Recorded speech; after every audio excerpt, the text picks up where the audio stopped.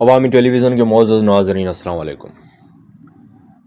عادتیں نسلوں کا پتہ دیتی ہیں۔ ایک بادشاہ کے دربار میں ایک اجنبی نوکری کے طلب لیے حاضر ہوا۔ قابلیت پوچھی گئی، کہا سیاسی ہوں۔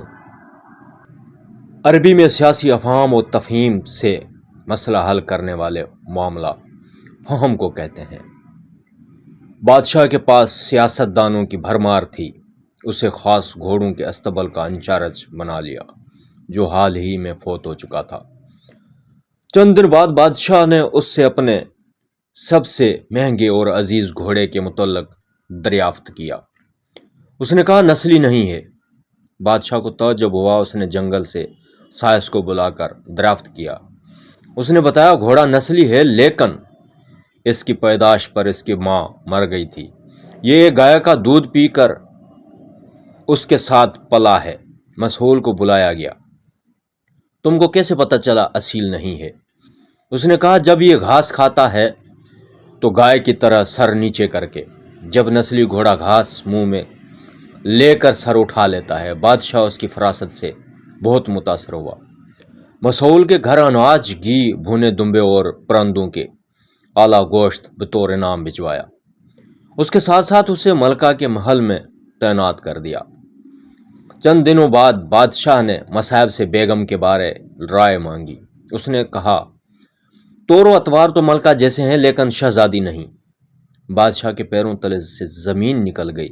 حواس بحال کیے، ساس کو بلا بھیجا، معاملہ اس کے گوش گزار کیا۔ اس نے کہا حقیقت یہ ہے تمہارے باپ نے میرے خاوند سے ہماری بیٹی کی پیدائش پر ہی رشتہ مانگ لیا تھا، لیکن ہماری بیٹی 6 ماہ ہی میں فوت ہو گئی تھی۔ چنانچہ ہم نے تمہارے بادشاہ سے قریبی تعلقات قائم کرنے کے لیے کسی کی بچی کو اپنی بیٹی بنا لیا۔ بادشاہ نے مصاحب سے دریافت کیا تم کو کیسے علم ہوا؟ اس نے کہا اس کا خادموں کے ساتھ سلوک جاہلوں سے بدتر ہے۔ بادشاہ اس کے فراست سے خاصا متاثر ہوا۔ بہت سے اناج، بھیڑ بکریاں بطور انعام دیں، ساتھ ہی اسے اپنے دربار میں متعین کر دیا۔ کچھ وقت گزرا، مصاحب کو بلایا، اپنے بارے میں دریافت کیا۔ مصاحب نے کہا جان کی امان۔ بادشاہ نے وعدہ کیا۔ اس نے کہا نہ تو تم بادشاہ زادے ہو، نہ تمہارا چلن بادشاہوں والا ہے۔ بادشاہ کو تاؤ آیا مگر جان کی امان دے چکا تھا۔ سیدھا والدہ کے محل پہنچا۔ والدہ نے کہا یہ سچ ہے، تم ایک چرواہے کے بیٹے ہو، ہماری اولاد نہیں تھی تو تمہیں لے کر پالا۔ بادشاہ نے مصاحب کو بلایا، پوچھا بتا تجھے کیسے علم ہوا؟